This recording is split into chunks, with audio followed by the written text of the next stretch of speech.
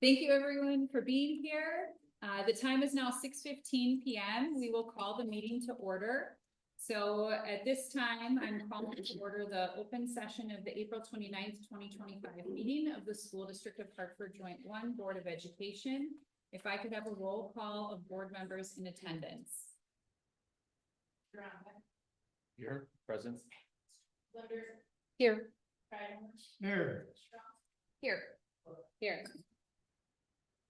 This is a meeting of the Board of Education in public for the purpose of conducting the district's business and is not to be considered a public community meeting. There is a time for public participation during the meeting as indicated in the agenda. Any district resident or parent of a currently enrolled student wishing to speak should have filled out a card located at the sign-in table and then given it to the board secretary.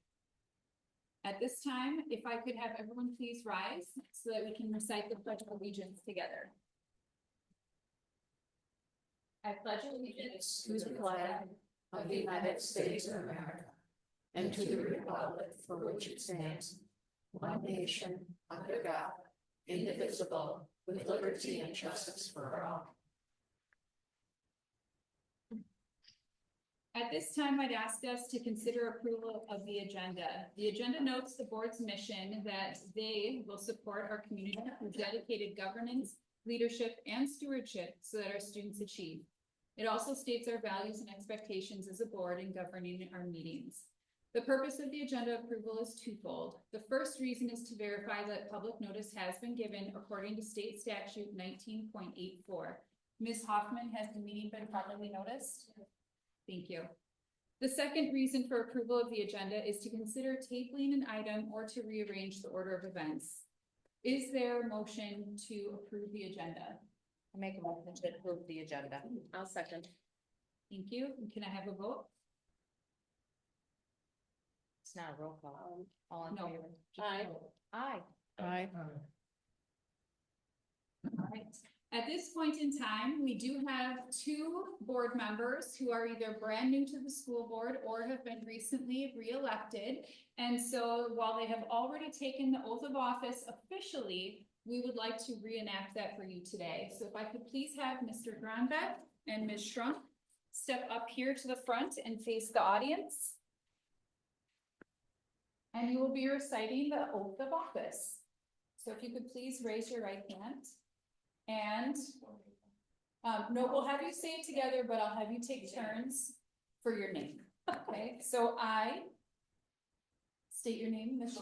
Strong, and have been elected or appointed to the office of Board of Education.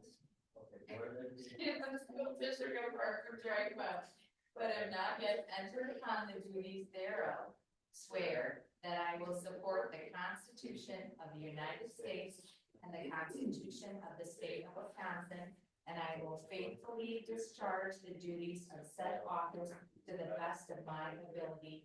So help me God.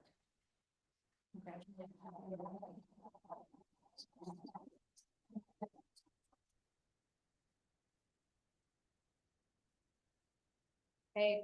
So in addition to welcoming our board members, we also have some very important people in the audience tonight, and we have two recognitions. So if I could first please have Ms. Kristen Kania come up to the front.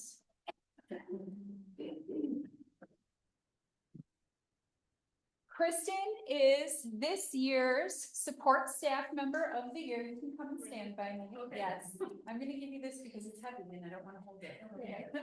All right. So Kristen has been a health room aide at Lincoln School since 2019. She's also worked as a speech paraprofessional for our school district, so supporting students in multiple facets and supporting our team members in multiple facets. She's demonstrated true compassion and professionalism in her role. One of the things that we heard throughout the interview process was that she makes sure that every student who comes in feeling sick or not doing well is treated with grace and dignity, and that they're respected throughout the process.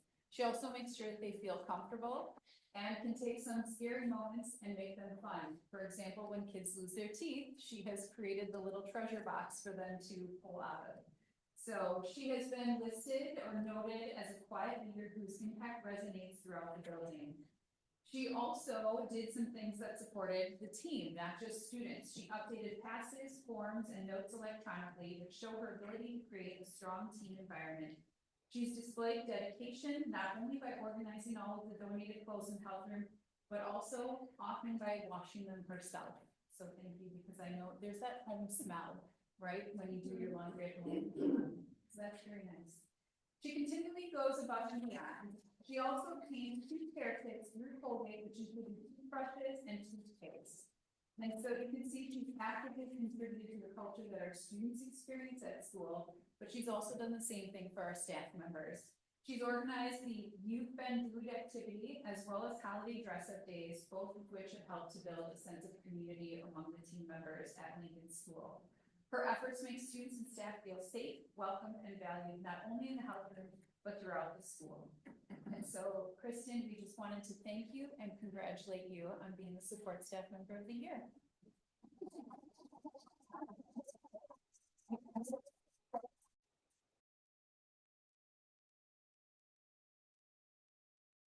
And then I'm going to have you stand in the middle, and the board members, if I could have you come up.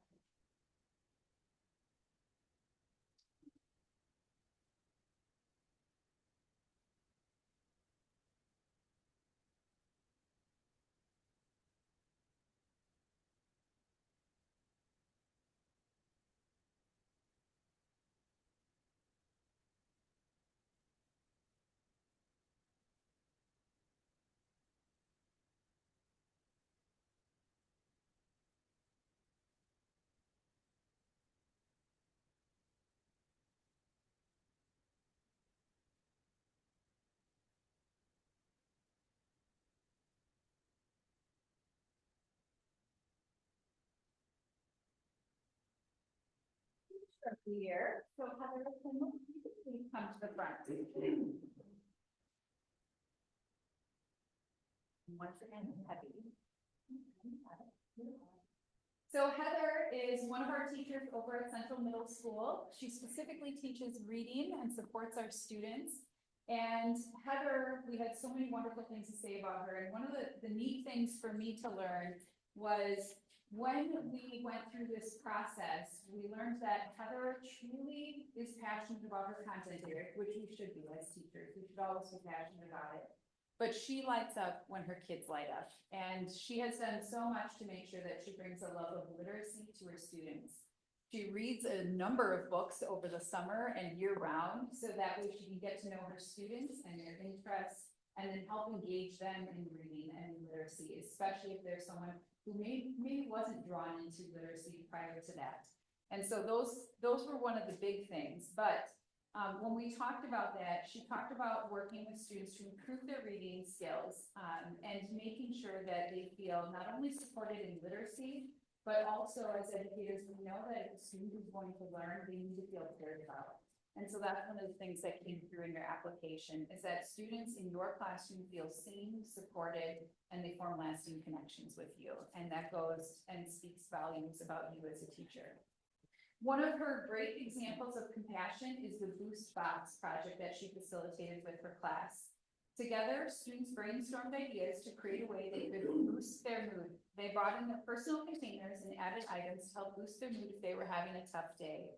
Students were able to choose tiny cards from Heather's collection for inclusion. Examples of those include "You Matter," "Hope," and "You Can Do It." She shared that the students chose the cards that met their needs, not only of their day, but also of their heart and of their mind. And this is just one of the ways that the kids know that you care about them more than just about their reading ability, but also about them as young adults. Beyond the classroom, she's an active member of the community. She volunteers her time chaperoning dances, serving on the social committee for the staff, and co-chairs the student engagement committee. One of the things I noticed right away is I try to stop into the dances. I'm there for maybe a half an hour or so, not as long as the teachers or the administrators. But one thing I noticed right away this year is that the dances look very different than they have in the past. And when we asked about it during this process, it was attributed to you. So I knew that they were different, but I did not know why. And so Heather said we need to find a way to include all of our kids, not just the kids who want to dance. And so the dances now have board games and activities. We have a Nintendo, we have, bags, yes. So there's so many different ways to get all of our kids engaged and feeling welcomed and included at those dances. Heather shared that it is watching her students grow as readers that she just absolutely loves. And she loves to see when they have a reading moment. And I would call that an aha. For all of us who are teachers or who are parents, we know that it's wonderful. There's nothing that tops that aha moment. A moment when they have to find out what happens in the book they're reading and sometimes can hardly wait to talk about what happened. She also shared that it is rewarding to witness a student enjoy the book and be proud of their accomplishment. So Heather, we are very proud to have you as our 2025 Teacher of the Year.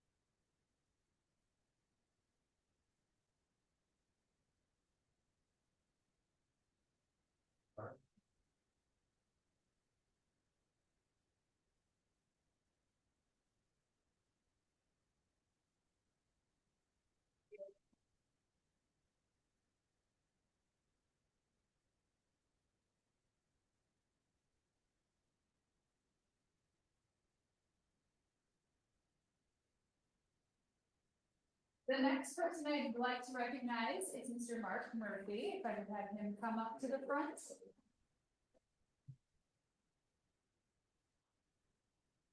So you can see some photographs up here. For those of you who are not familiar, Mark Murphy is a current teacher at Hartford Union High School. And he has been a huge part of the Vision House project, but that is not why he is here today.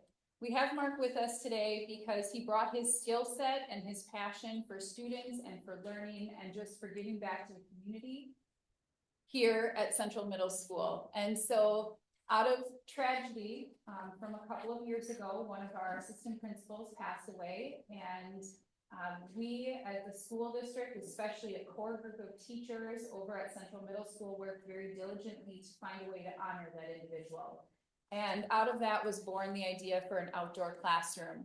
And Mark facilitated the work on building this outdoor space. And so can you go to the next set of pictures so you can see the early set and then now what was accomplished. And Mark started off by doing this with people, but what he won't tell you, at least I don't think you've shared it with anybody, is that Mark finished this by himself. He came in over the summer on his own time to make sure that we had this beautiful outdoor learning space for our students and for our staff to enjoy during the school day, but also just for our community. We have this beautiful outdoor space that people can come and enjoy, and they can have a place to sit and just observe nature and be at peace. And so, Mark, we wanted to recognize you for your time, your energy, your craftsmanship, and your unwavering commitment to create a space that will inspire learning, curiosity, and connections for years to come. So thank you.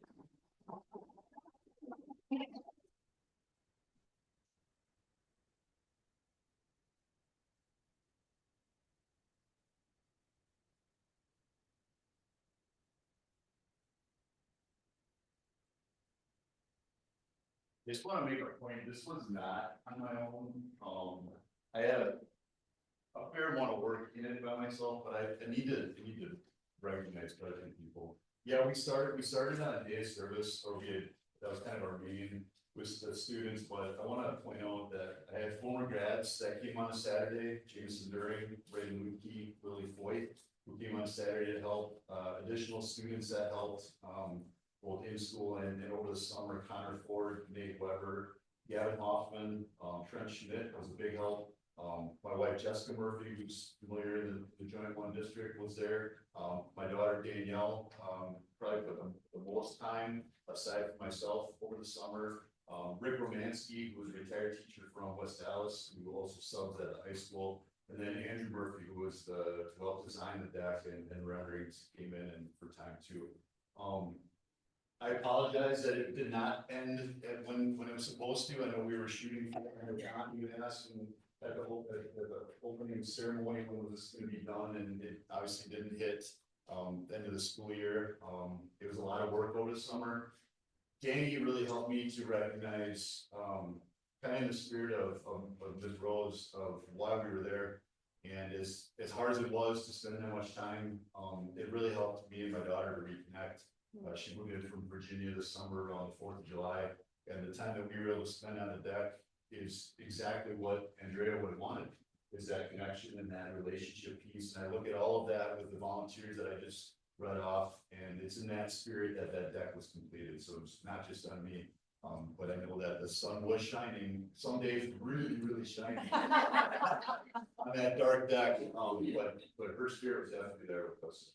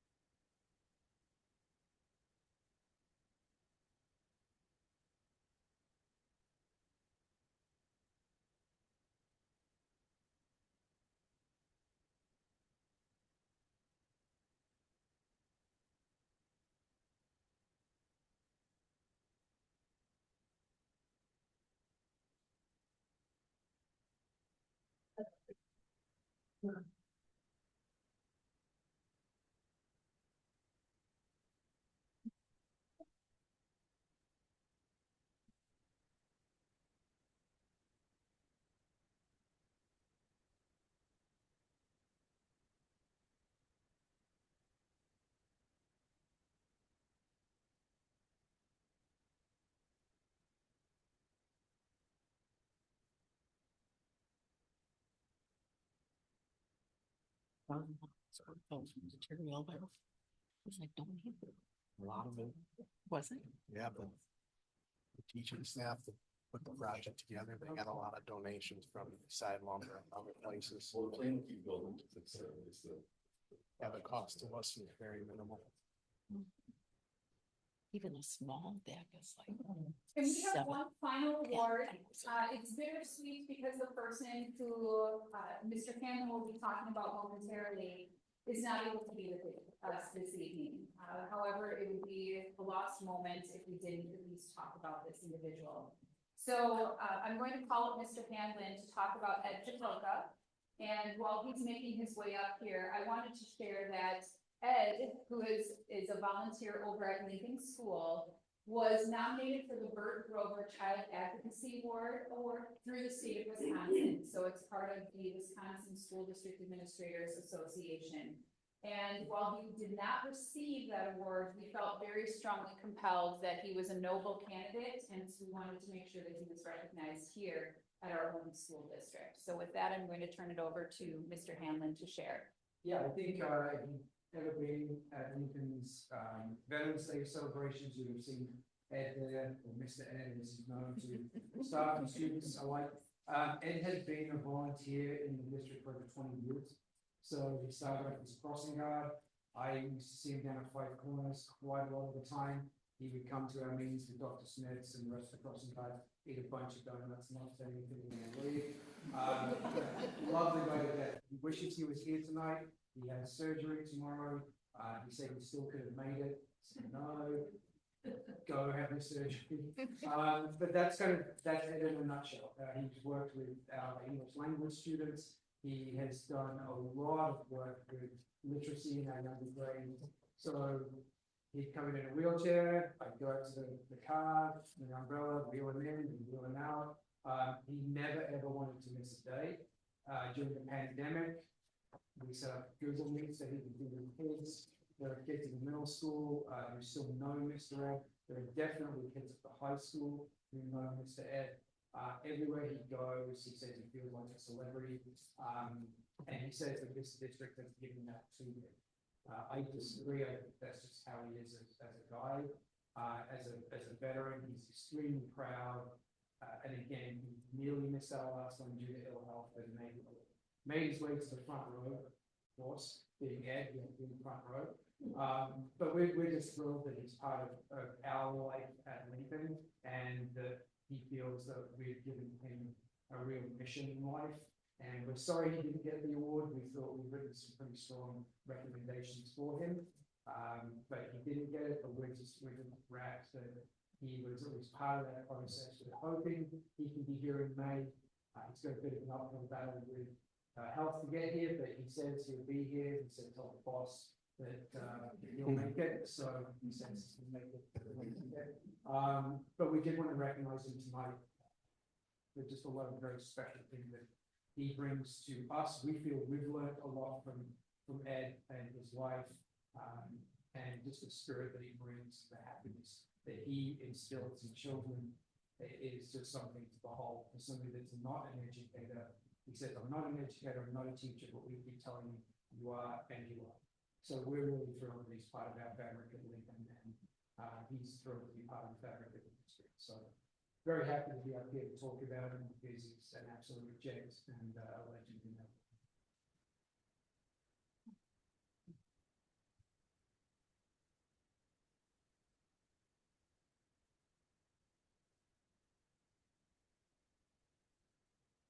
So with that, the next portion of our meeting is where we will begin elections for our officers. This is called the board organization. While you are welcome to stay for the whole meeting because it's an open meeting that's conducted in public, you are also, it's not rude if you leave. So we'd love to have you, but if you leave, it's okay. So for this, I wanted to just clarify for our school board members, any board member can nominate any other board member.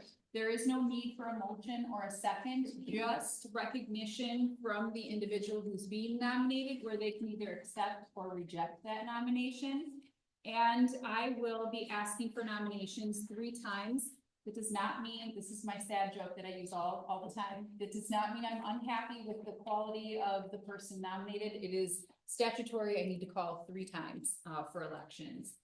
And so if only one person is nominated, we may close the nominations and then just having a unanimous ballot for the candidate. That does take a second and an action on a positive vote or an affirmative vote. If more than one candidate is nominated for an office, we can use secret ballot, and Ms. Hoffman has a whole staff with a colorful array of ballots over there for us. And then the candidate with the majority of votes will be declared the winner of that office. Once we complete the presidential election, then the president will lead through the process with the vice president, the clerk, and the treasurer. So one thing that I wanted to share is that these elections shall be made by a majority vote of the existing board members present this evening. Secret ballots, again, can be used in this situation. This is one of the few situations that secret ballots can be used. It's the only situation. And then if we do have a situation where no majority exists on the first ballot vote, then a second vote will be cast for the 2 candidates who receive the greatest number of ballot votes. Okay. And then everyone who is elected this evening, those elections are opportunities to serve in that officer capacity for 1 year or until your respective successor is elected and who's qualified to take over that role. Okay. So with that, I would like to call for nominations for the office of president. I nominate Aaron Wilk for the office of president. Accept. Thank you. I nominate Barb Linder for the office of president. I'll accept. Okay. Are there any other nominations? Are there any other nominations?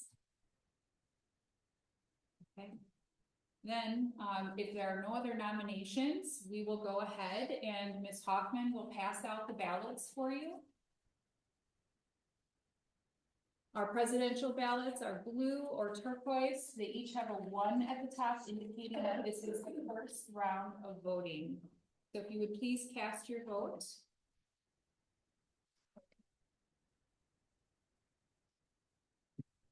Once you're done, you can fold it in half and place it at the edge of the table. Ms. Hoffman will walk by and collect that.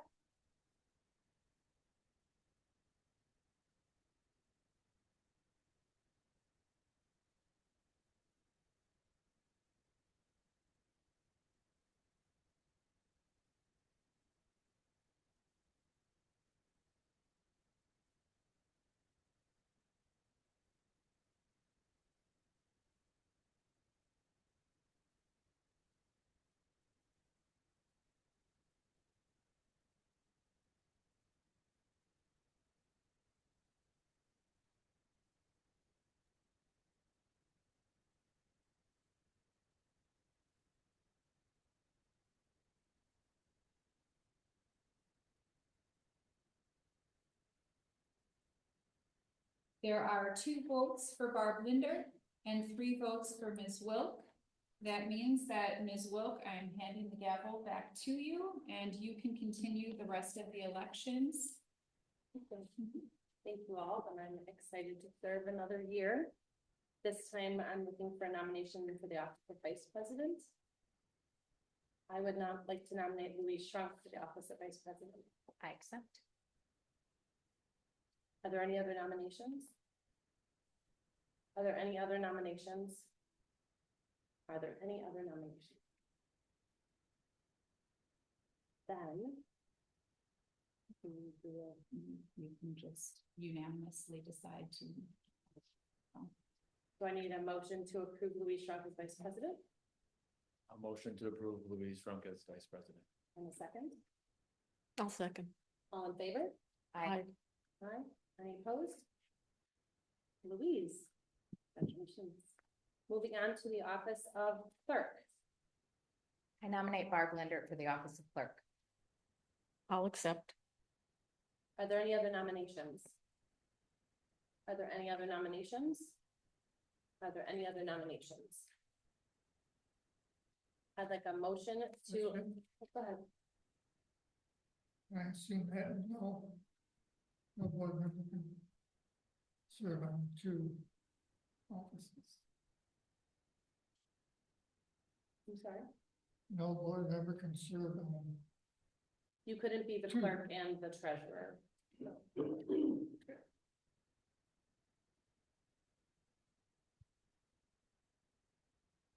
So I need a motion to approve Barb for the office of clerk.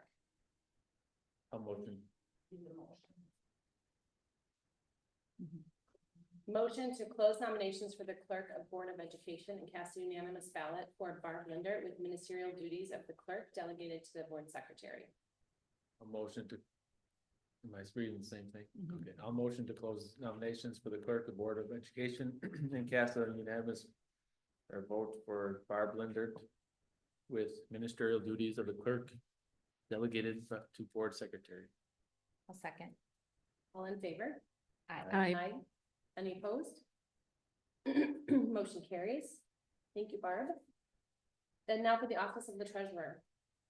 I nominate Ian Gronbach for the office of treasurer. I accept. Are there any other nominations?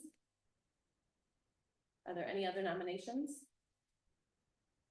Are there any other nominations? Then I would ask someone to make that motion. I will motion to close nominations for treasurer of the Board of Education and cast a unanimous ballot for Ian Gronbach with ministerial duties of the treasurer delegated to be the business service director. Second.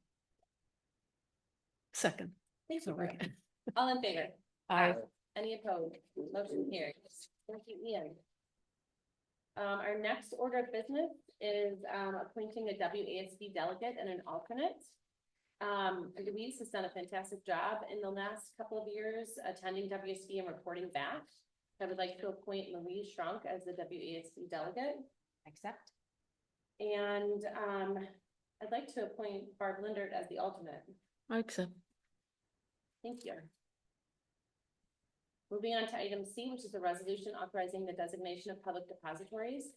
Annually, the board must select our depositories. They have not changed since last year, but I'm looking for a motion and you will need to read that whole list. I'll make a motion to approve the resolution authorizing the designation of public depositories of Associated Bank, Associated Trust Company, BMO Harris Bank, Bank 59, Forte Bank, Landmark Credit Union, PMA Financial Network, Robert W. Baird, Wisconsin Investment Series Cooperative, and the State Local Government Investment Pool for 25-26. I need a roll. I need a second first. I'll second. Thank you, Barb, and now we need a roll call. That would be the clerk. Okay. That is, you now call out the name. Do I have to keep track of this? Nope, This is you all. just announce Okay. their name. Aaron, Aye. Don, Louise, Aye. Ian, Aye. and I'll vote aye. Thank you. Motion carries. Item D is approval of regular board meeting and budget hearing times and dates. So there were, meeting schedules are drafted for meeting date options. The budget annual meeting would be in October and the organizational meeting will depend on the schedule chosen. There were several options put in the packet. So is there a motion? Or do people have questions about it before we get to a motion? That's true. I need a motion first. I motion to hold the board meetings on the fourth Tuesday of the month at 6 p.m. I think I need to. Is there a second? I second.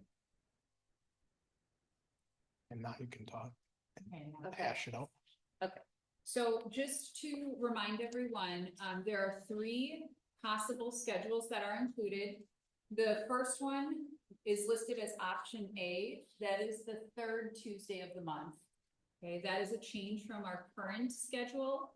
The 3rd Tuesday of the month allows us to remain on Tuesday evenings. However, it moves it up 1 week.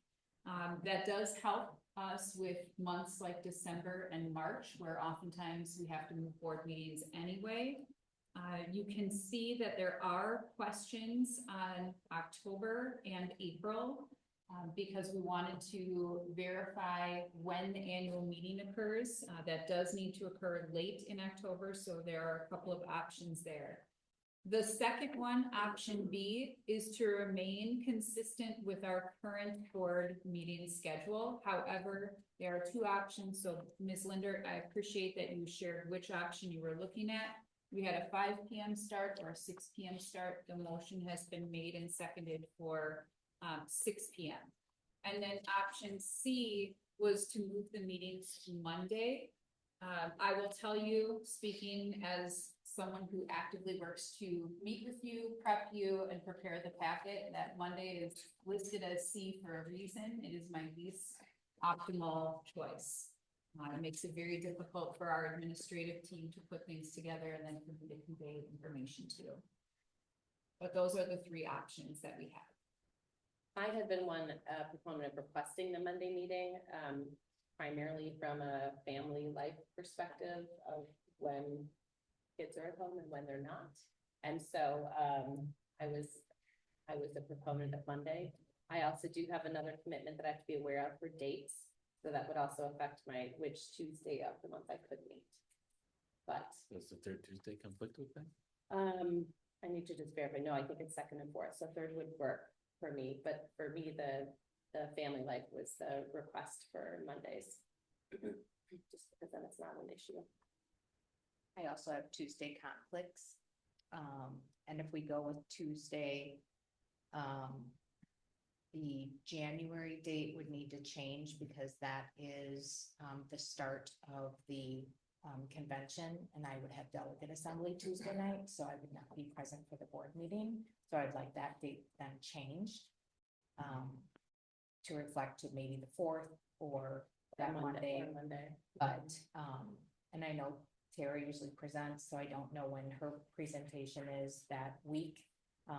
But I would like to avoid that week of conference because it's a lot for me to take away from work and then to plan a board packet and a board meeting is hard for me. And do we all have calendars? Can we pull them out real quick and have this conversation with real dates?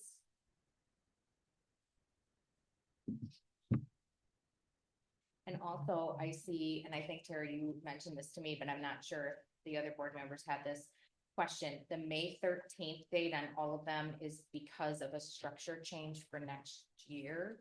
So we can't do, yeah, for a statute, right? So we can't go later on the May 13th, right? Just so you know, that one has to stay.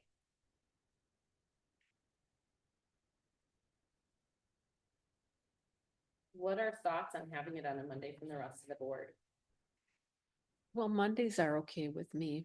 Mondays or Tuesdays, either one is okay with me. And I understand that the high school, I didn't watch the meeting last night, so I don't know if they approved it, but I know they were discussing moving their meetings to Wednesdays. Because my other concern was, right now, they are the fourth Monday, and I do attend all of the high school board meetings as well. As a parent, I think it's important to participate in that, so I didn't want to miss every single board meeting because we had our own. But I think they changed it, and unfortunately, I didn't get a chance to watch the meeting, so I don't know if anyone else knows if they did approve that. Did they approve it to Wednesdays? You were there and you can't remember? I'm sorry. On record, you can't remember. Looking at my baseball schedule right now, Mondays work better for me, but either day. Either day I'm juggling something. What we would need to do if we moved it to Mondays to honor Yeah. Dr. Villalobos' schedule, is we would have to make time on Thursday and Friday or on Friday to go meet with her. But the concern would be, what if we don't have a board packet until Friday? Then how would we be able to schedule the We have to meeting? put that back to everyone else over here and say to them that they have to get their information into the office on time. So the So packets board can be packet ready. made, because I'd request that I'd want the packets no later than Thursday morning if we're going to have a Monday meeting. I'd be fair. I will tell you that's gonna be difficult. I just transparently, I don't want to guarantee you're gonna get them on Thursday mornings. Because we are frantically trying to put everything together. What time do you think we would get them? Thursday afternoon. Well, the truth is, I'm not gonna read it Thursday during the day when I'm. No, that's true. I would read it, So I would I'm read it like- Thursday night for a Friday board meeting. But I do agree, if it's a long meeting like tonight with lots of policies, Tara's been very good about I was gonna obviously say. putting them to us a month before or 3 weeks before. So we would just have to be very diligent. And I would also be okay having a 45-minute meeting to accommodate everyone, your schedule as well. I don't need an hour and a half meeting. I like it. Yeah, but we can't always do that. Correct. Right, well, sometimes your meeting is gonna have to be longer, but you also have the ability to email or call if you have questions about the board packet. It doesn't have to be just at the meeting that you have scheduled with her. I'm okay with option A for what's worth. Which option? Option A, which is the Tuesdays. Well, but- and that's what the motion was, so just to be clear, right, She had the fourth Tuesday. Fourth Tuesday, Oh, okay. 6 o'clock. and the fourth Tuesday is not going to work for me. So you could vote on, you can keep We can- discussing, you can vote on this. Kill it and then have a new motion. Yep, and then we're doing a motion, or ask for a friendly amendment, which is a new motion. Right, Well, Barb? how is the third? Oh, well, third Tuesday would work, I still would prefer the Monday for me. That, and I know that's, I'm being very honest, it's simply it's just. It would just be nice. I don't know. I'm not gonna make the motion then because I don't care. Well, You have to rescind your vote. You have to, you made the motion. Vote on it and vote it, we could vote it We can down, vote and then exactly, we can make a new motion. correct. Can her amendment include both option A and B then? No, we need to decide tonight. No, I'm saying, because she said you could make an amendment to her motion, right? Well, then I amended to the third Tuesday You can do that. at 6 p.m. Yeah, my question was. What do you have a problem with the third Tuesday? Could you do Monday?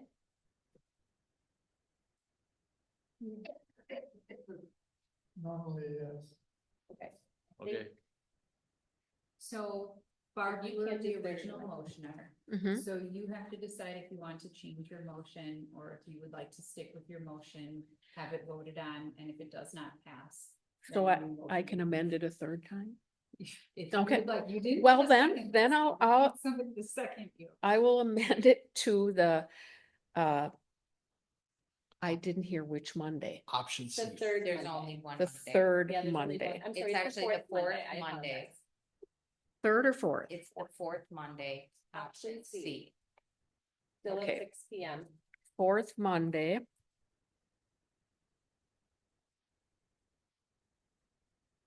We will need a second on her. the amendment. fourth Monday at 6 p.m. By the originals. The original seconder was, Yeah.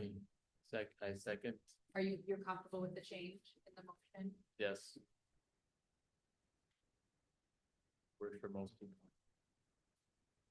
any other discussion? I just wanna look at this again, cause there's a couple that have to be changed to the third Monday, just so you know. And there's still a second Tuesday. Yep, Yep. it's still, that won't conflict with the conference. Convention will be over that Friday.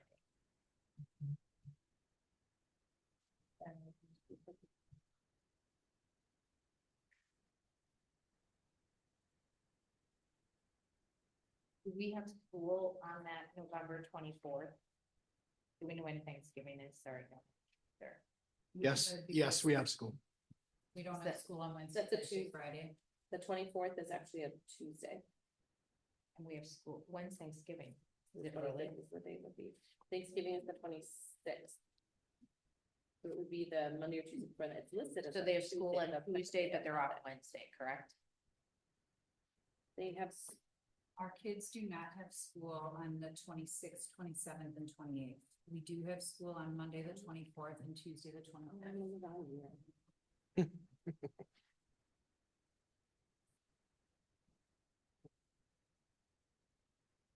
Okay, right, so Monday's the 24th and Tuesday. Correct. 25th, and then they're off to 26th. There we go. Okay.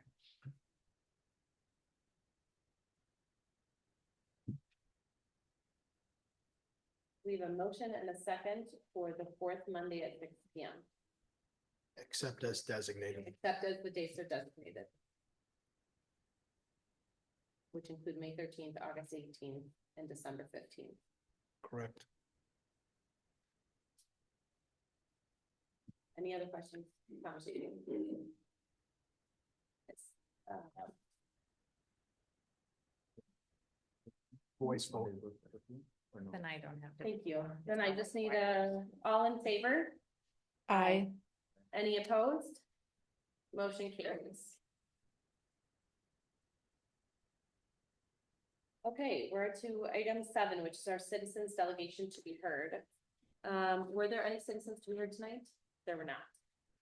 So with that, we're moving on to the district administrator's report. So I'm gonna pass it over to Dr. Villalobos for that.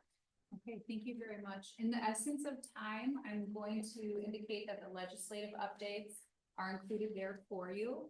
However, I did want to give Ms. Shrunk and Mr. Grunbeck an opportunity to talk about the new school board member gathering, if they have anything that they would like to share from that event.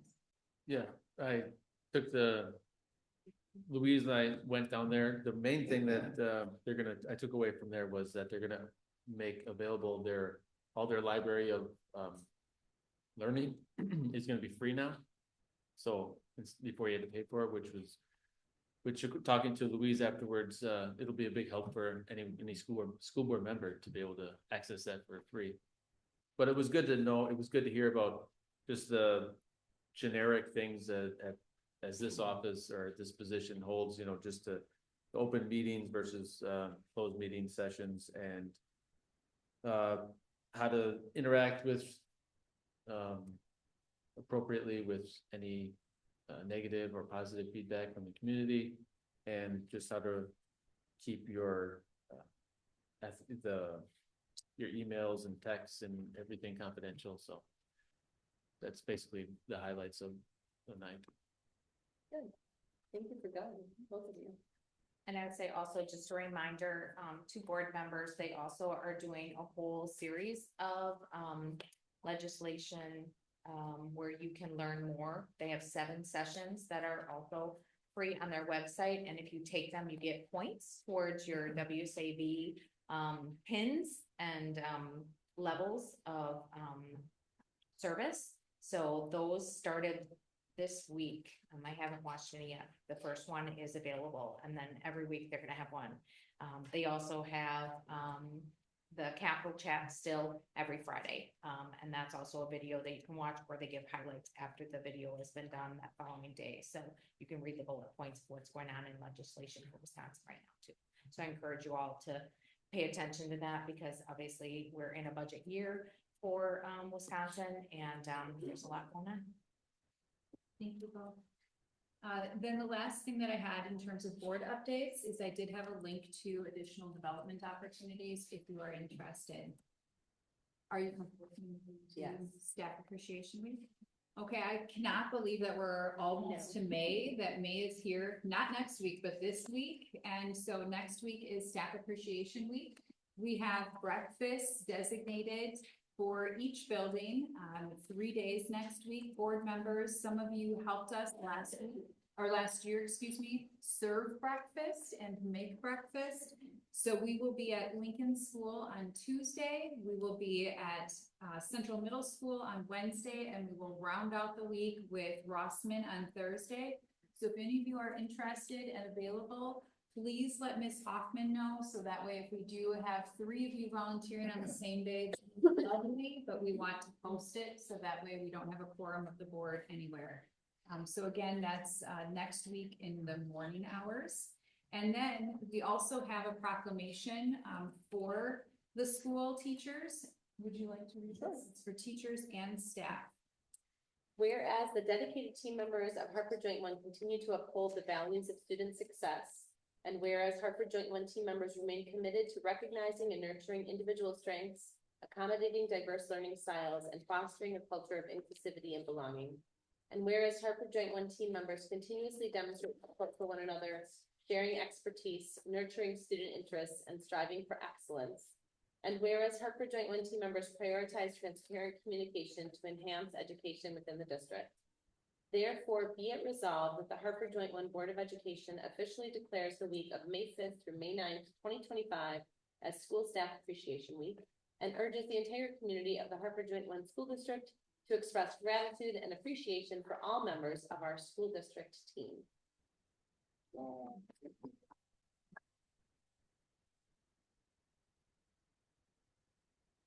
So in addition to the breakfast that I referenced, we will also be taking next Tuesday afternoon. Backed by popular demand, we will offer bowling at Dave's Lanes for our staff members. But we have also added axe throwing as well. So that will be something that we are treating our team to. And Dave's Lanes did just a beautiful job for us last year. And but it's a little small for the whole staff if they come. So we had this opportunity to have both venues. We thought that would be a great opportunity for staff. So I'm very excited about that. And then the next piece of information is the Dean of Students position. We know that Mr. Thomas had resigned effective at the end of the school year. And so we have begun the interview process for the Dean of Students. And Dr. Agasta is very close in terms of making an offer. And so I'm hopeful that we will have someone for the board at our May school board meeting. Then the next thing I wanted to share is our groundbreaking celebration and give you an update on referendum construction. So I'll begin, but if Mr. Carroll or Mr. Majerus have anything that they would like to add, I would certainly welcome them jumping in. We have accomplished quite a bit. I will tell you that my life is meetings, and out of all those meetings, there's at least one construction meeting daily.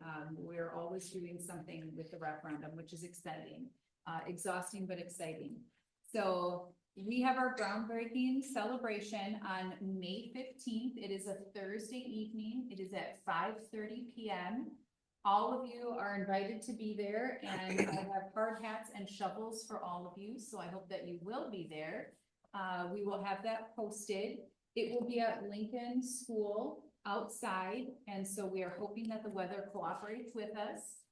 If it is not a torrential downpour, we will stay outside. If it does become dangerous or a torrential downpour, we will go into the Lincoln cafeteria. And we've already been working with the Boys and Girls Club to make sure that they're aware as well. The event will begin with student participation, and so we have the Star Spangled Banner being performed by our middle school, and then we have the school songs being performed by elementary students. We'll have very few speeches, but we will have lots of photographs taken of many of us wearing hard hats and holding beautiful silver shovels. And so that is an event that's open to everyone. All three buildings are going to be impacted, but we did not want to have three separate ceremonies. So if you would like to have your picture taken with a hard hat and a shovel and a big pile of dirt, this is where you want to be. And we will end with cupcakes as well. So it'll be an exciting day. And then in terms of the actual update with the referendum and construction, Mr. Majerus and I did speak last week about the referendum at the state board, state education convention, and had some very nice feedback from that. And then we also have had our bids coming in over the last couple of weeks, and they've been coming in very well, which is exciting because we wanted to make sure that we could deliver on what we had been talking about. So all of our building principals have had opportunities to be a part of the conversation throughout the last several months. And then we are beginning our mobilization conversation next week, which is the exciting, this is really happening conversation. And also this is exciting, it's really happening. We have a lot of work to do to get ready. So if there's any specifics that you want to know, I'll turn it over to you. No, I would say that the last set of bids were presented to us yesterday. So we'll have an opportunity to kind of gather all of that information up. Rossman and Central's bids were due about 9 days ago or something like that. Again, without getting into too much detail, the bid results were very strong.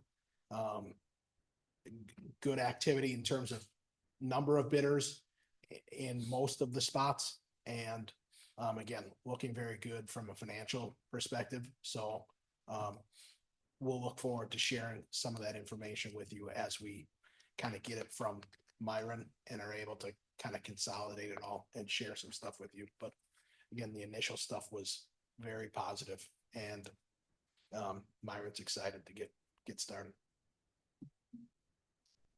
And then the next item on the agenda is the peer review mentor grant. So as you're aware, Hartford Joint One has been part of the Hartford Area Consortium and has been reaping the benefits of participation and involvement in the peer review mentor grant. We actually have our season finale tomorrow night, or year finale tomorrow night. It's a Star Books book exchange over at the library from 3 to 5 p.m. So it's an opportunity for staff to bring professional books that they can share with others, and for us to share professional books with others, along with treats at the end of the day. This year, and for all of our years past, we have done that collectively as Hartford area schools. This year, they changed the grant requirements, and after a lot of investigation and a lot of questioning, we learned that we could double our money for the Hartford Area Consortium if we divide in half. And so Ms. Malter and I have been working on the grant with Herman Yosha Rubicon. That grant was submitted today, and so that could be a $25,000 grant just for our 2 districts. And then Erin, Holy Hill area, and the high school submitted the other grant. So collectively, we would have about $50,000, which means that we can invite them to our events, they can invite us to their events, so we can double the work that we're doing and the impact that we have. So that's very exciting. And we will, even though that grant was submitted today and is not due until the 1st, we will likely get notification probably in July or August. It's usually right before the start of the school year. And then the last update that I have for you is the U.S. Department of Education update. If you have been watching the news, you know that there was a request made to the state education, so DPI, about certification for Title VI. The state did respond, DPI did respond on behalf of districts, and there has been a line of questioning going back and forth between the federal level and the state level of what is the proper protocol. Do districts need to do anything on their own or not? And so right now DPI has responded. I have worked with our attorney. I've talked to him 2 times specifically about this. And so I'm giving you the update this evening, and then should anything change, following the injunction, that was listed over in New Hampshire or anything else, I will bring that back to you in May. If any of you do have individual concerns, though, and want me to bring something up sooner, please let me know. The vehicle to get things onto the agenda is to talk to Aaron or myself. And so I'll keep you updated about that. And that concludes my report. Thank you. Okay, we're moving on to the discussion section of our agenda right now. The first thing here is a spotlight on learning, and we're specifically highlighting the art program and district art show. So I'm going to call up Mrs. Brandt to share with us a little bit of an overview of the art shows and the students that participated. And I'm also calling up Robin Tower and Colleen Boko. Everybody, sorry. Yeah, the whole clan came today. That's great. Art Army. When you sit behind the pillar, we can't see you. So- Yeah. Well, for starters, the district art show was a big success once again. We ended up with 319 pieces, with 34 of those from kindergarten, 30 for first grade, 38 in second grade, 42 in third grade, 35 in fourth, 37 in fifth grade, 36 in sixth grade, 24 in seventh, and 32 in eighth grade. We'd like to thank all 3 school PTOs for donating cookies and water for the reception. And we'd like to thank all administration and board members for attending the art show and awarding student artwork while also providing students with feedback on their selection. So that was kind of nice to give back to those students down the road. And let Ms. Balco talk about Lincoln. At Lincoln Elementary, we had 121 pieces that were exhibited at the district art show. That included 14 kindergarten students, 15 first grade students, 16 second grade students, 26 third grade students, 21 fourth grade students, and 19 fifth grade students. Okay, so our additional art outreach that Lincoln Elementary participated in was the Lincoln Art to Remember fundraiser, where there's designed art that Lincoln PTO uses this as a fundraiser, and then about an estimated about $1,500 that was raised for the PTO to use towards playground equipment, field trips, incentives, and other things that support our students. For the family night at Lincoln Elementary, we hosted an art project for our families to come in and participate with. The Wisconsin Art Education Association Youth Art Month. We had 3 students that had pieces submitted to the Southeast Regional Show in February at UW Whitewater. From those 3 pieces, all of them were selected to go on to state to be shown in Madison for the full month of March. There we did collaboration with Central Middle School. Our kindergarten students created hybrid creatures where those pictures were sent on to Central Middle School for those art students to create self-sculptures based on our students' drawings. Collaboration with our music department, our students designed and decorated holiday artwork for the program, for the Christmas program. Collaboration with the third grade teachers, where we designed and decorated the gymnasium for Veterans Day recognition. And the Lincoln Fun Fair, we created collaborative artwork with each of our grade levels to have art pieces that were auctioned off to raise money for the PTO. And then there was also a mural that was painted in the lobby of Lincoln's Lincoln Elementary above the vending machine, the new vending machine. Thank you. I'm Robin Howard, those who don't know me. I'm in the Rossman Elementary art teacher, and I too had 160 in the art show. We made 20 kindergartner pieces, 15 from first grade, 22 from second, 16 from third, 14 from fourth, and 18 from fifth grade. We posted an opportunity during family night to do a coloring page where we had a disco ball that matched our theme. And we had some very unique creations come out of that. The one that really caught the attention of Dr. Lee was one of our families signed it from the Vaders, and it was the Death Star. It's still hanging in my office. This is our first year that we've also participated in Art to Remember, where I designed the assignment for the students, and then they were able to create their imaginations out of that. And we are projected to have about a $1,500 return for our Austin Elementary as well. This year, our PTO has said, well, what do you need first before we start putting it back into the general fund for the school? And I said I would really, really love some new stools for my art room because they are older than, I was gonna say camp, but I won't. But we've had to constantly re-rivet them back together, so it was time for us to get new stools. However, they did say, in addition above that, if we wanted to start looking at additional racks, if we're gonna continue to work with the public library, that they would also be able to support that as well. Throughout the year, as much as we like to do things on our own, it is not possible without our music and our high-end people. They are also the people who help us find ways to inspire each other and also our students. So we too have also done a family photo booth that staff and families can use during their holiday program. Mrs. Rayleigh is actually the creative genius behind all the holiday decorations. She just says, this is my plan, and she'll help me do it. So I volunteered. Also reciprocated because she loves doing, if you haven't seen it, she does a global unit with her students. So we were able to use the black lights, and then she's like, all right, now I need signage. So the signage was designed and implemented by me. This year we recognized the assistant principal week with a unique picture hunt for both students and staff. So we printed off 100 pictures of Ms. Cesar, and we hid them around the building, and brought the way students and staff were invited to find those pictures. It's fun. We still have 3 missing.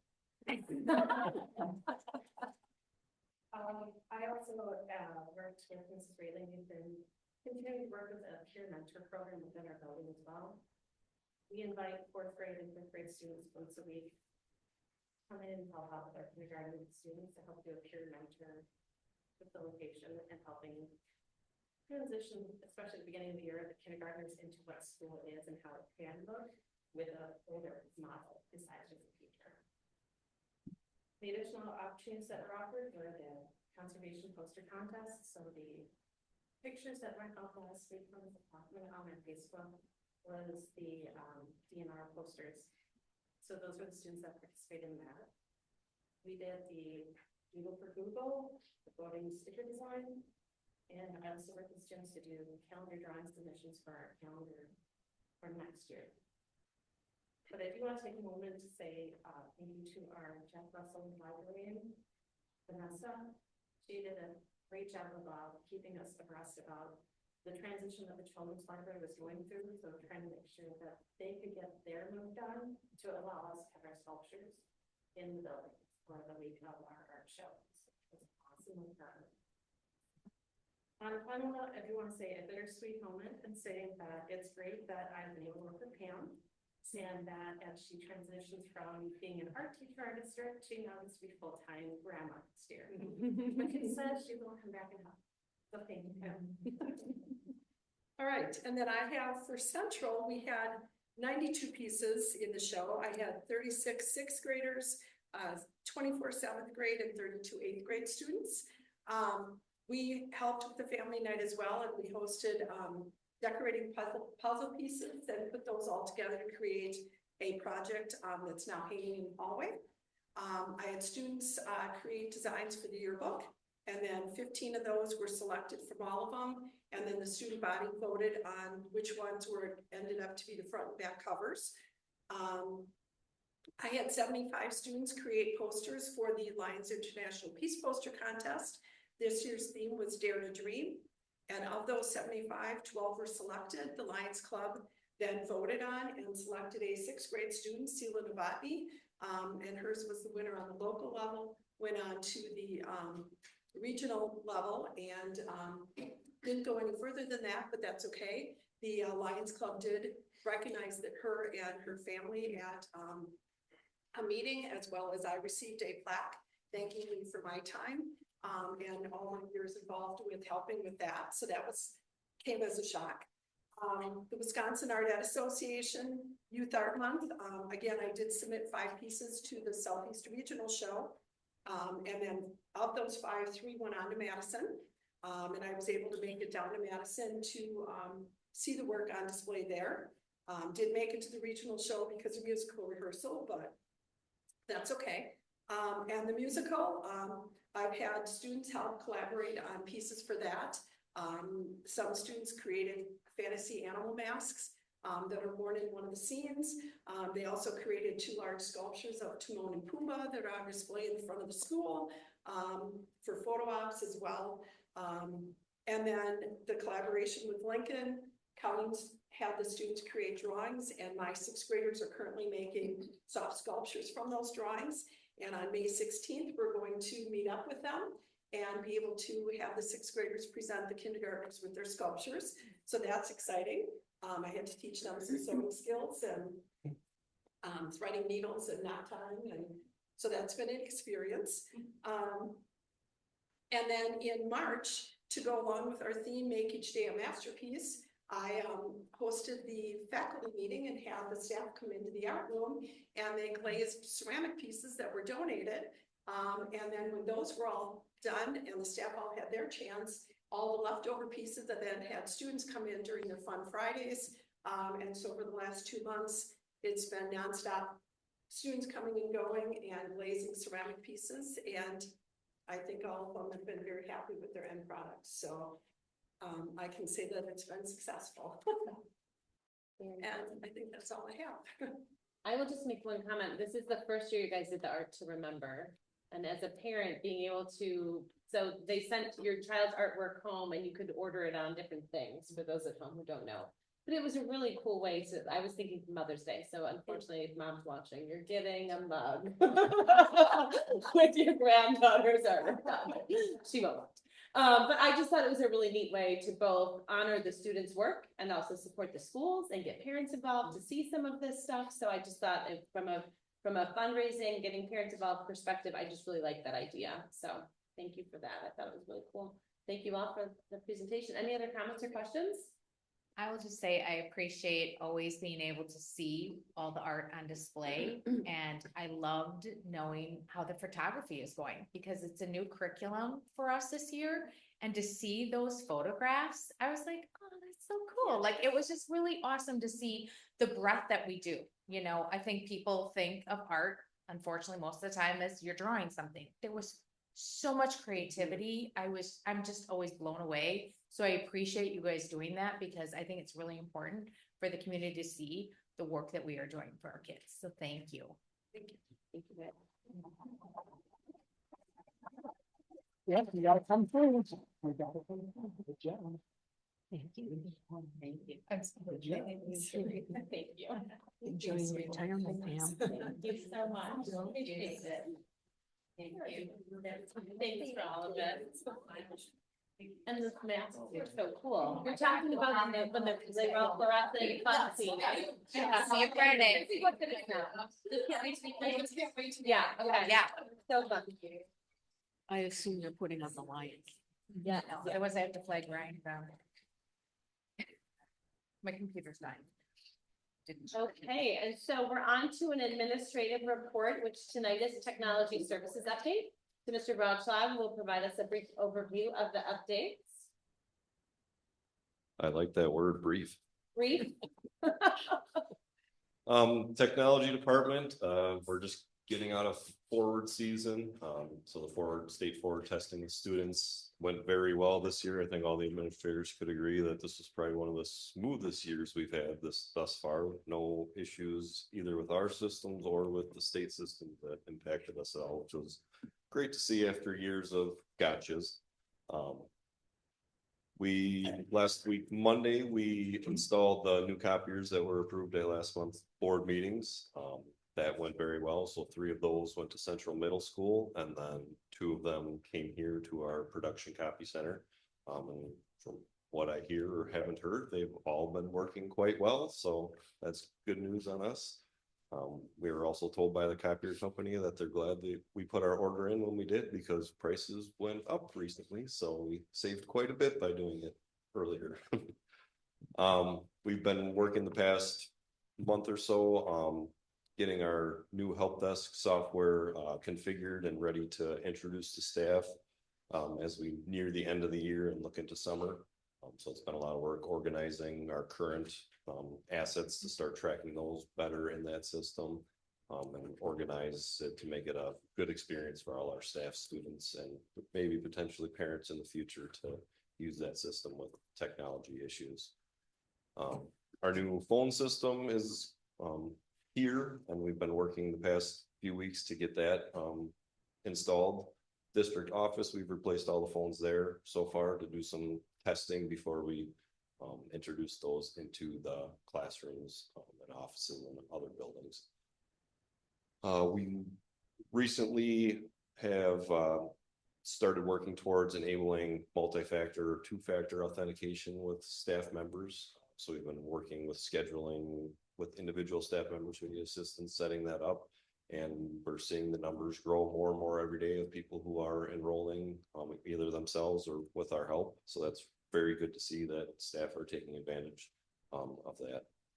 And the final thing is recently sent out a newsletter. We're trying to do a somewhat regularly scheduled technology department newsletter to give our staff kind of a pulse on what is happening in the technology department. So we're hoping that is kind of gives us a little more transparency and less gotchas that they see the changes coming far in advance. And I know technology is moving at a faster and faster pace, so we want to keep people informed. So hopefully that's well received, and we look forward to getting some feedback from all our staff on that in the weeks to come. So, other than that, that's all I got. Any questions? I have one question, only because when I was at Central this week for the musical, a few people said, well, there's an enhancement coming, and I'm not sure what that is. Like something about in that area, there's like, because we were having problems with the phones, like we couldn't get into the Wi-Fi. And a couple people said, well, there's an update happening. And I'm like, we didn't approve that yet. So I was trying to figure out if there's something I'm missing. Is there something happening at Central that's going to improve No, Wi-Fi or anything else besides sounds what like- we've already talked sounds about? like rumor. Okay, I just wanted to clarify. Yeah. Thank you. Our next item for discussion here is the conversations for our future, which is our Board of Education goals.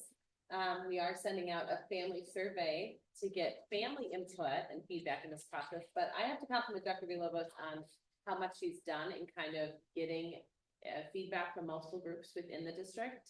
I know I've only been here 5 years, but I don't think I've quite seen this level of like involvement or time or breadth of these meetings to kind of get to drill down to what our goals should be.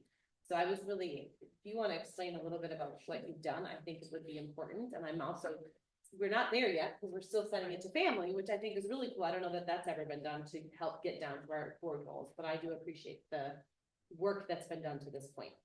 Well, thank you so much, Ms. Welch. What we did is to take you back to February, we had the 2 events, one for staff members on a Tuesday afternoon, one for community members. People from staff could go to the evening one, but we specifically had the 2 events, and that produced about just over 200 pages of information from both of those events. And so I worked with our facilitator to narrow that down. We created an executive summary. And then we took that executive summary to the admin team and we reviewed the information from both sessions. And then we did what's called an inner circle, outer circle, where we talked about what we learned.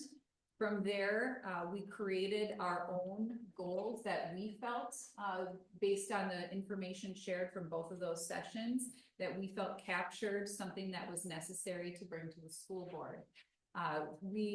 This was done anonymously, and we were able to then take all of those 14 goals that were written and prioritize them again anonymously and come up with our top 6 goals.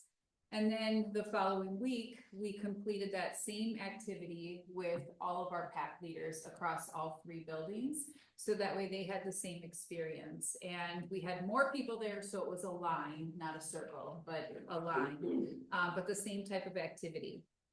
And then from there, what we did is we took the 2 lists of goals from both the admin team and the PAC leaders, and we looked at about the top third from each of those. We did an activity at the admin team to help us figure out where is there commonality, what themes are we seeing emerge from both of these sets of goals. And then from there, we took the goals that were drafted and narrowed it down to 12. And some of the 12 still have the same feel. So there might be one that talks about academic growth here, but this one talks about growing the whole student, which includes academics and others. And so what we did was with those top 12, we sent that out to our parents on Wednesday, so that way our parents can look at that and give us their feedback. Since we had administrative feedback, we had teacher leadership feedback, now we're getting parent feedback. And then I will be bringing that to the board. Right now, we do have plans to send that survey out multiple times with each of our newsletter releases, and then we will ultimately send out a separate standalone email later on. However, we have had in just under 3 working days, we've had over 60 responses. So that's been really great. And out of those 60 responses, we have some clear distribution of where people are at. And the neat thing is the survey responses are pretty evenly distributed between all 3 buildings. Sometimes you see a drop off in middle school family engagement just because kids don't need us as much when they get older and more independent. But we have almost a third in terms of participation at each of the levels. And so that was exciting. And then when we looked at the goals, we had written down the goal and then the explanation of what this actually means, so people would have the same understanding. We have 3 that have come to the top. The first one was investing in people through recruitment, retaining, and developing excellent staff. The next one was prioritizing safety and operational excellence.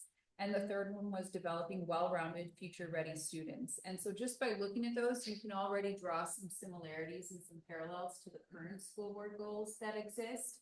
And so what I'll be doing is I will send out those list of 12 school board goals, potential goals, to all of you, probably later this week. I don't think it's going to be tonight by any means, but I'll send that to all of you so you can start looking. These are your goals. I'm just trying to get you input in terms of what it is that people feel passionate about. And then I will also provide you with an update as we get that survey taken more times. So that way we know what stands out and rises to the surface in terms of what our parents and our community thinks is important. So the goal will be to have those new board goals approved by May, so that way we're ready to start the next school year with that. Following the approval of the school board goals, then as an admin team, we will sit down and we will talk about what are the bullet points underneath that will help be the key performance indicators. If we have leadership opportunities, we will bring in our PAC leaders again. If we don't, because it's over the summer and people aren't available, we will unveil things in the fall. And then when we analyze everything in the future, much like we do with our capital improvement plan, where we're constantly evaluating, then in the future, when things are already established, we can evaluate with staff members as well. So that'll be coming to you very shortly. And I'm really excited about the preliminary feedback that we've gotten. Any questions? Okay, thank you. Thanks to all of you who have participated in this so far, because I'm excited to see them all come. Our next item is the school improvement plan report, and tonight we're focused or highlighting Central Middle School. So Dr. Rogowska has a little presentation for us.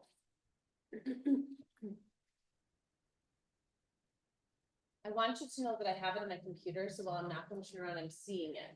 That's just fine.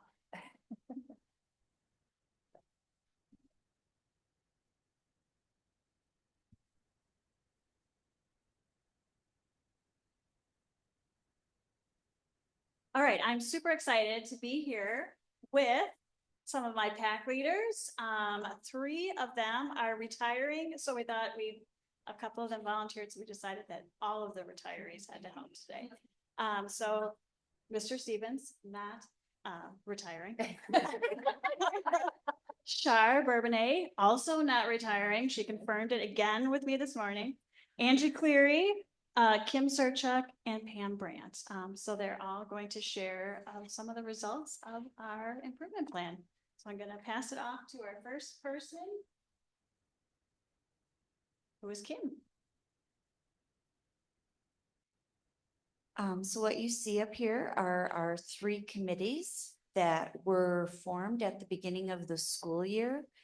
So create consistency and discipline, the committee for classroom management strategies, and the committee for peer-to-peer relations or relationships. And all of our staff participate in a committee. So everybody in the building has some skin in the game here. So it's been a really good experience this year with that. And we'll share more about each committee as we go along. A couple new programs this year that we're using is Securely Pass. So anytime students need a pass to go to the restroom, another class, sending a student from the office to a classroom, we're using Securely Pass. It has worked pretty seamlessly for us and given us good data to track how often a student may be requesting a pass, how long they're in a location. Let's say Mr. Majerus and I can't be in the bathroom together or shouldn't be in the bathroom together, or some behaviors there, we can make it where there's contact polarity, so we're not able to request or be in the hallway at the same time. So one thing, looking at last school year to this school year, really tightened up our hallway transition times, noted as an area of improvement, and we've really tightened those things up. So I'd say getting students to class on time and just valuing that instructional time. Securely Passes has been a really valuable tool for us. And then the other one is Next Path. Shout out Mrs. Keneally. She really kind of spearheaded getting this program for us, and again has been a valuable tool. Really, when I think about that consistency and discipline, classroom management, and just the streamline of communication with staff and at the office level. One thing that I think we were missing last year or lacking is just staff feeling that follow-up from the office level. And so I think that's really helped as far as if a teacher puts in a behavior incident into Next Path, we're able to follow up, and staff is able to see the follow-up on our end, and kind of vice versa, and it gets updated automatically. I don't know, I'm assuming it's like AI, but some of the data pieces that are in there that we don't have to do on our end, as far as I know I've been meeting monthly with staff, grade level teams, and AFA, just looking at the month data trends as far as who's kind of trending into the top 10. So there's a lot of unique things that we can pull to just look at those trends.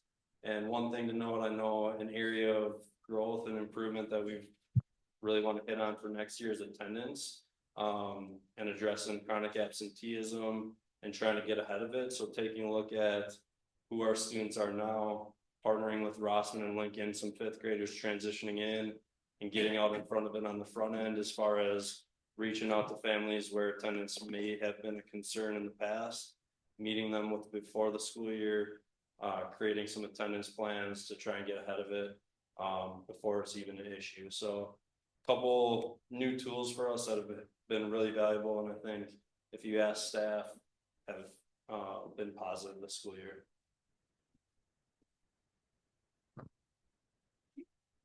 I'm eager to speak on this as it's part of our classroom management committee.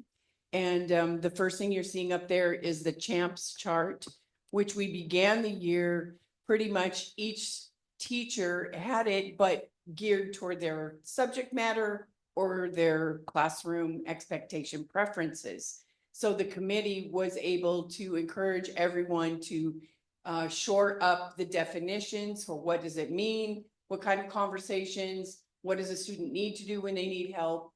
What activities will show that? Where is it motivation? No, movement. What movements will be expected of the student during this particular time, such as entering the classroom or in group instruction or in independent work, for example.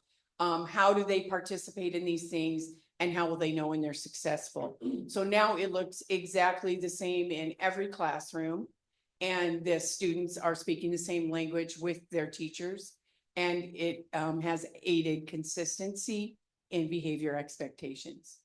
The royalty here was developed by one of our 8th grade teachers. She wanted to bring this part in, but we went through a very telling exercise with ourselves and the committee, and then we rolled it out to all in the school.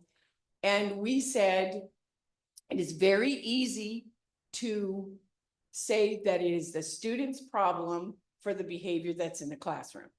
What's happening is because the students are doing this or the students are doing that. It's easy to go there. And we turned it around to say, but what are we doing in our classrooms to have them belong in that classroom?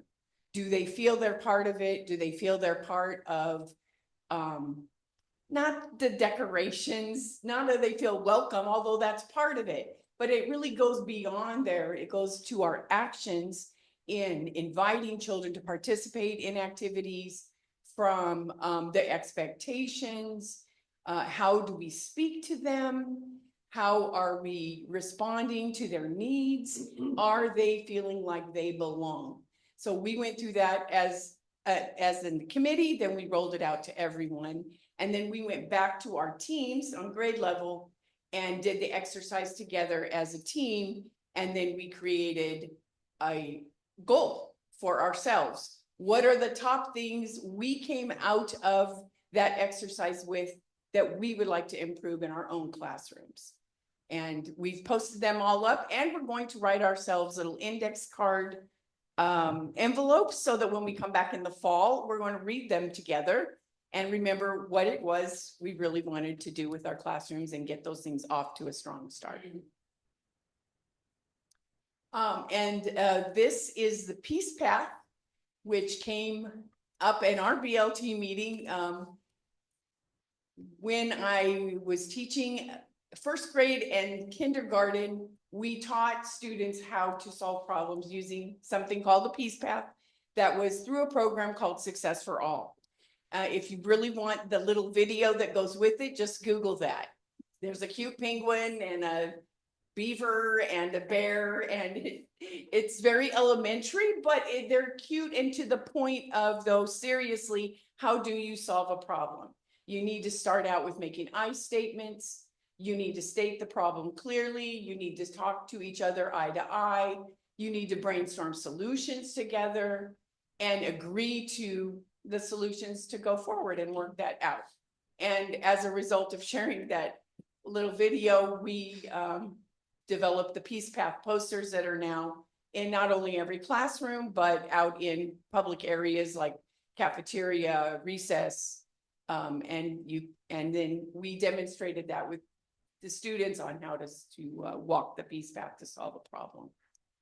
And I believe this is the picture of our recent assembly. Yes. So our new Be the Change Club and is taking hold. We're just getting it really rolled out, but the students that became mentors in that club have gone through some serious peer mentoring training, and mediation is the word I'm looking for there.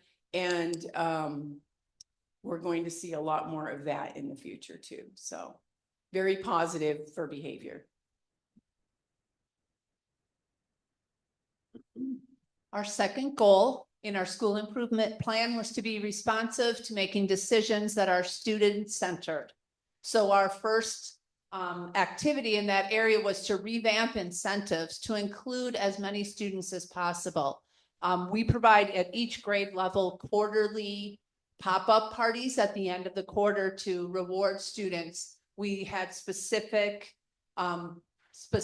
skills that we were looking for and specific criteria And we were very good about communicating that regularly with the students, so they knew each quarter what they were working for. The second is to teach, reinforce, and practice executive functioning skills.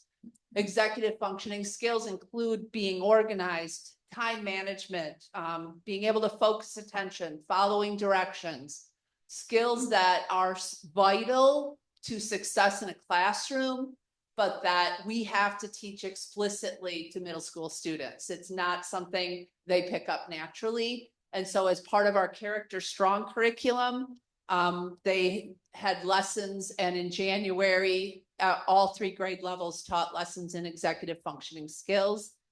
We've had an executive functioning skill of the month, and we've paired that with a quote that is read every day in the announcements to just keep reminding students of what we are working on.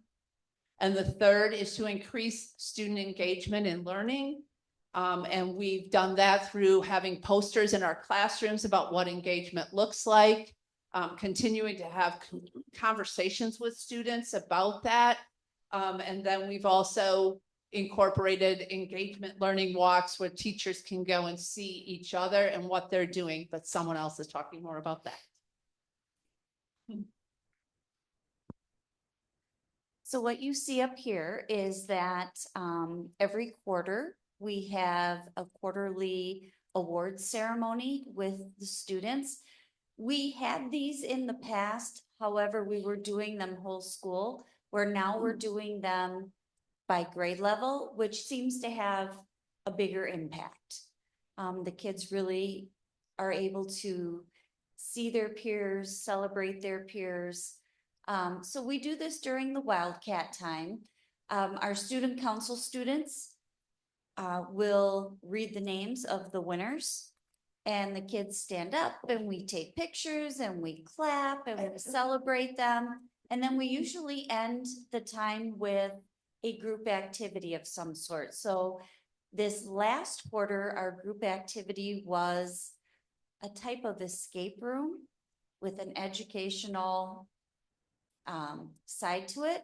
And the kids really did get into it and they had a good time. So it's a short period of time. It's only that 30 minutes. And once we all get settled and get going, it's even less.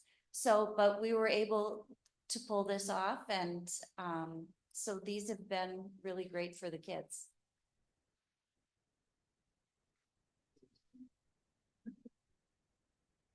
So we had the opportunity to go to a character conference. We were able to take a staff member from each grade level, Miss Moore, our school counselor.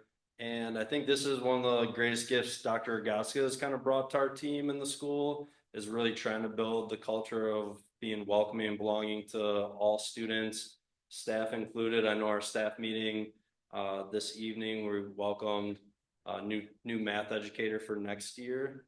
Because we've got some amazing educators embarking on retirement. So congratulations to all of you up here with us. But really, we had the opportunity to learn from multiple sessions and just bring back pieces to our grade level teams, whole school community. One thing that we kind of are taking away from the conference is a welcome squad. So next year, some 7th, 8th grade students welcoming those incoming 6th grade students at the start of the school year and being student resources to them to help them feel welcome. If they're trying to find their way, trouble with their locker, really kind of leveraging that student leadership and just building a community where everybody feels like they belong.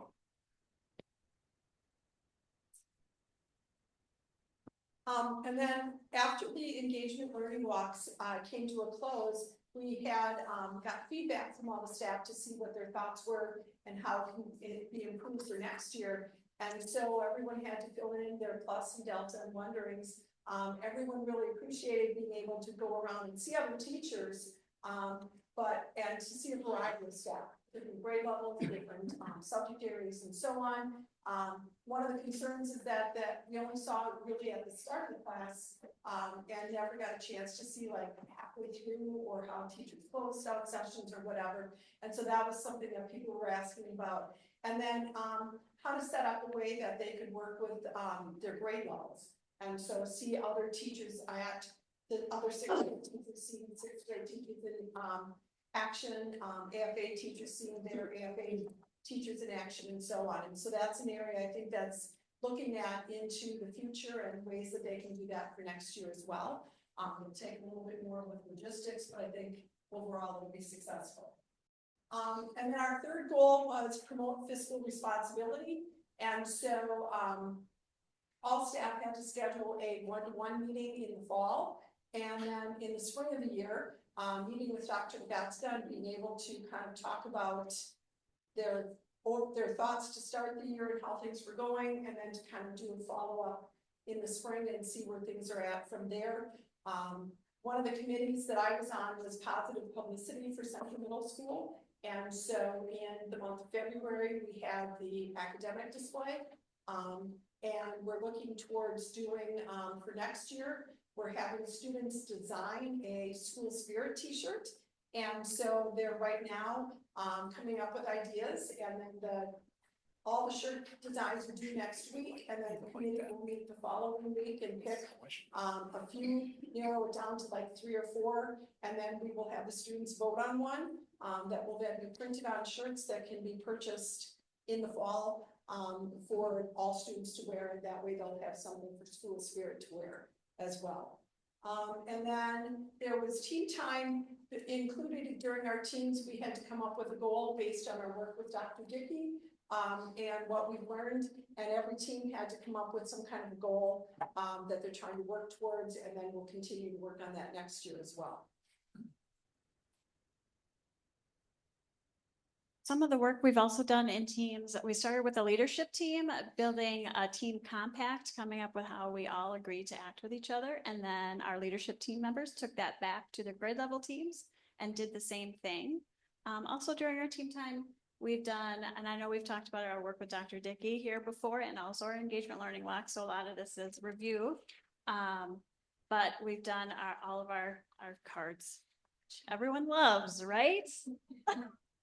Sometimes they get pretty competitive about making sure they know the definitions. So it's kind of fun, and some days it's harder than others, but it's been good work around Dr. Dickey practices and bringing in other structured literacy practices. So next steps with our improvement plan, we're going to meet as a leadership team in July to start planning for what our improvement plan looks like for next year. But some thoughts that we have right now and some goals that we have are doing a character reboot based on the work that we did at the character conference that Mr. Stevens mentioned. Also doing more around belonging, welcoming, and community for our students and our staff, because it's really important that we have both those groups included in there. And doing some more stuff with families around that too. Getting more student voice into our school. Looking at student data and student work along with differentiation. Continuing to look at engagement practices and discussion practices. And along with that is doing some refinement to those engagement learning walks based on the feedback. We need to do some behavior entry wording changes in NextPath so we can look at that data a little bit more efficiently and get some more information from it.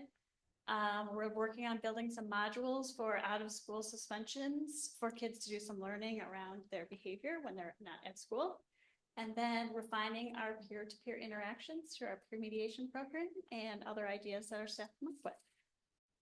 So, what questions do you have? Is the NextPath, is that like a digital thing or? Okay. NextPath is, and so is Securely Pass, are both digital. Okay, so teachers have to like log it into their computer before the student leaves? Yes, so either the student can request the student requests a pass from their computer. Oh, sure. And depending on how the teacher has it set up, the teacher can come over and put in their passcode in the student's computer, and then they can go when they decide that it's okay for them to do that, or they can approve it from their computer. And so we also use the same thing from the office. So we don't have overhead announcements at all during the school day, except for track meets. And then in the morning announcements, but otherwise we don't have any announcements. Kids just get a pass from the office to come down and pick up stuff or leave if they have passes to go to the dentist or whatever. Sure. Yeah. I'll just say I thought it was a great presentation. I feel as though the work you guys are doing is I'm hearing about it a little bit more in the public now. I've heard some really positive things about the middle school, which is great. Awesome. Congrats on the first track meet last night. That's huge. There were uniforms. It was very exciting to see the logo on the uniforms. I just think there's a lot of exciting stuff. Yes, I, based on the hard work of these people here. So we're gonna miss you a lot. Yes. And you're not leaving, and you're not, I would, and you're not leaving. I would add that anytime at this, like a student or a football, like a player that I've coached, or even adults that I've helped, anytime they can feel connected to the teacher or the group, you can get more out of them. So by making them feel, belonging to the community, belonging to your class, that's awesome. That's good efforts. It'll pay off in the long run. Agreed. Thank you. Thank you, guys. Thank you for all Thank your you. work. Thank you.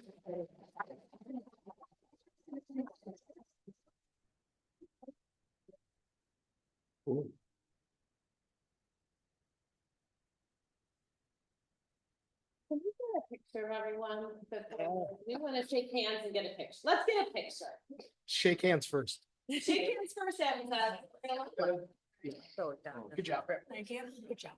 Very good job. We could handle it. Watch that stand I up. just need to get that. Staying on all that. Good job. Good job. Good job. Hey,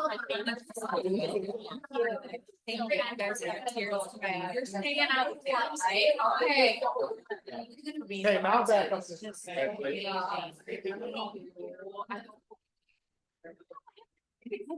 You miss it next year. Promise, it's probably in her backpack. I got her. I got her. I told her she couldn't retire till all my trunks were gone. Yeah. To talk about in there. Okay. I'll see you back here. Okay. Yeah. Okay. Okay.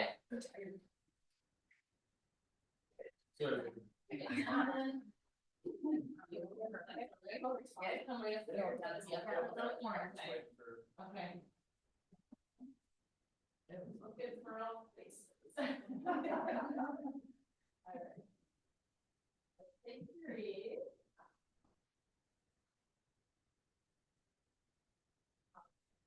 Thank you all very much. Thank you. Okay. I feel invigorated. I feel like this meeting just started. You could just keep on going. Well, you're lucky. It's Yeah. gonna go. All right. Our item number 5 in discussion is policy technical corrections. I don't know, in lieu of time, it goes all in our packet. Is there enough said about it, or do you Yeah. want to discuss them? No, everything was in the packet, so I was simply going to state for both 5 and 6. Yes. For policy technical corrections, those are the policies that do not require board approval because it's a very minor change that does not impact the meaning of the policy itself. Most of those are based on Neola updates. They change some minor wording or something statutory change, so it's an update to coincide with the laws. And then for 6, policy administrative guidelines, those also do not require board approval because they are not policies. They are just best practice strategies for us to use as administration. So if there are any questions, I'm happy to answer it. Otherwise.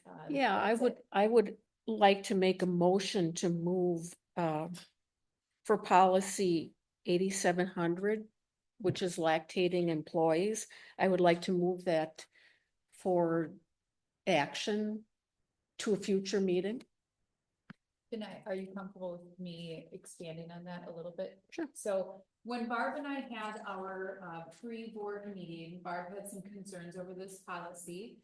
I shared that it was not up for action at this point in time, and that if she felt compelled that the venue to do that would be during the discussion tonight to make that motion, and if there was a second and it was approved by the board, then it could come to a future meeting as an action item where it could be further discussed. Otherwise, if that motion was made and not seconded, or seconded but not approved by 3 out of at least 3 of the board members, then it would end there as well. And so, this is something that Barb and I had talked about in advance. Is that one in the technical corrections or administrative guidelines? It's in the Technical. technical corrections. Okay, so it is a correction from Neola, from legal specifically? Correct. Okay. I would, for me, not being a legal person, I'll just share this one thing. I would not want to change something that was recommended by legal for how we have it written. That's how all of our policies, we tend to use them as the expert people in that regard. So I'm not super for it, but you've made a motion, so if there's a second, we can go from there. Right, then, is there any other questions or discussion? Otherwise, I'm gonna ask for a vote on this. I guess my question is, what is the concern? Well, if you're on the policy, Yes, it's I am. on page 53 or something like that. They've crossed out, following the birth of a child. They've crossed out a staff member who has given birth to a child. And my concern is that I don't want anyone, and I don't know how to put it any other way. I don't want any man who identifies as a woman to think he can get away with this. I do believe, and I'll just, again, I don't know how else to say this, I do think a person would have to be able to lactate in order to take advantage of this. I would think policy. so, but But the other piece here is that I do think there are situations where a woman could have adopted a child and still be able to express breast milk. There are certain situations where I think that can happen. And so I do, again, like, because this comes from legal, we already have a second on it, so it's not gonna go to vote. But because it's coming from legally, I would be in favor of leaving it how it is, and so. Doesn't this also say that the admin has to like provide a room or something, or Yes. accommodations for them, so it's not like they'd be in the public, Right, right? It'd be off to the side or off on their own, Can't be a bathroom, needs to be private, no Right. one else can access it. right?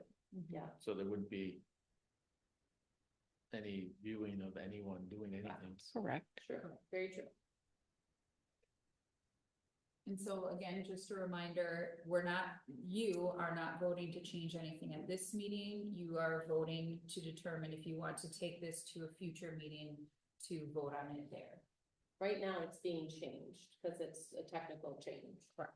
So if we vote yes to the motion by Barb, this one policy will come back to a future meeting for us to discuss and potentially take action on. So we have a motion and a second. So all in favor of bringing this policy back for a future meeting for action, say aye. All opposed, say nay. Nay. Nay. Motion fails. So we will not be bringing that one back. But I think this is a good conversation, so thank you for bringing it up, Art. Appreciate it. We covered items number 5 and 6, unless there were any other questions about the administrative guidelines. Item number 7 is the policy first readings. These are new policies to review and will be brought as second readings in May. So we all had the chance to read them already. We are not voting on them tonight because they are new and they require us to put them in discussion first. If there were any questions on any of them or discussion now, we could talk about them. Not me. I just had one, and I talked to, Dr. Villalobos about this, that 5411, third grade promotion and retention. Just to clarify, that's because of Act 20, which I didn't understand when I was first reviewing it. So I appreciated that she reminded me that it's to be in statute in accordance to what is now state statute. Okay. That moves us on to our district business and our action items. The first item is policy revisions. Do I need to read this for list of policy revisions? Okay. The policies as presented include current policies to be updated and are part of Neola's semi-annual review. Is there a motion? I make a motion to approve the list that includes all the current policies listed in action 1 for Neola's semi-annual review. Is there a second? I'll second. Can I have a roll call vote, please, Barb? Oh, yeah, me. Ian, Aye. Louise, Aye. Don, Aaron, I say aye. and I'll vote aye. Motion carries. Item number 2, sixth grade outdoor education camp contract for 2025. The sixth grade students attend camp annually as part of their science, math, and outdoor education learning. There's a range of activities during the 3 days, such as fishing, photography, GPS, learning about swamps and survival skills, and other things.